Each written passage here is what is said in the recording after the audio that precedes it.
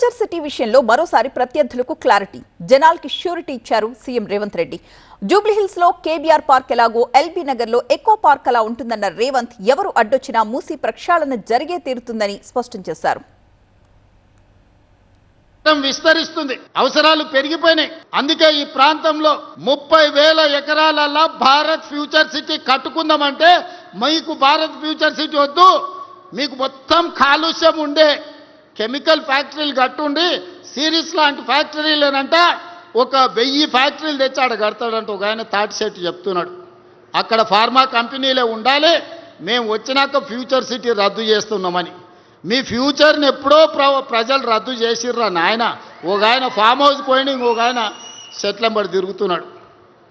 Future లేనివాడల్లా future city రద్దు చేస్తా అంటున్నాడు.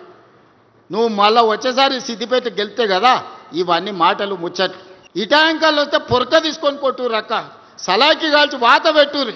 అమ్ముడు పోయిన ఆయన కూడా మూసి కట్టొద్దు అంటున్నాడు. మరి నువ్వు అమ్ముడు పోయినాడు. ఆ మూసీ డెవలప్మెంట్ కార్పొరేషన్ చైర్మన్ పదవి ఎందుకు తీసుకున్నావా? ఎవరిని ముంచడానికి తీసుకున్నావు? మూసీ నది ప్రక్షాళన చేసి తీరుతాము. గండిపేట నుంచి గౌరెల్లి వరకు 55 కిలోమీటర్లు. నీ సబర్మతి రివర్ ఫ్రంట్, నీ యమునా రివర్ ఫ్రంట్, నీ గంగా నది రివర్ ఫ్రంట్ కంటే అంతర్జాతీయ స్థాయిలో మూసీ రివర్ ఫ్రంట్ డెవలప్ చేసే బాధ్యత నాది. ప్రణాళికలు సిద్ధం చేసుకోండి. ఎన్ని నిధులు కావాలన్నా నేను ఇస్తా. జూబ్లీహిల్స్ తోడు గొప్పగా కేబీఆర్ పార్క్ పక్కన ఉంటున్నాను ఎట్లా చెప్పుకుంటుండో, ఇవాళ ఈ బిఎన్ రెడ్డి ఎల్బీ నగర్ ప్రాంతంలో ఉన్నోళ్ళు కూడా మాకు కూడా 424 ఎకరాలల్లా అద్భుతమైన పార్క్ ఉంది, మా సోదరుడు రేవంత్ మాకు చేసి ఇచ్చిండని మీరు చెప్పుకునేటట్టు అభివృద్ధి చేసే బాధ్యత నాది.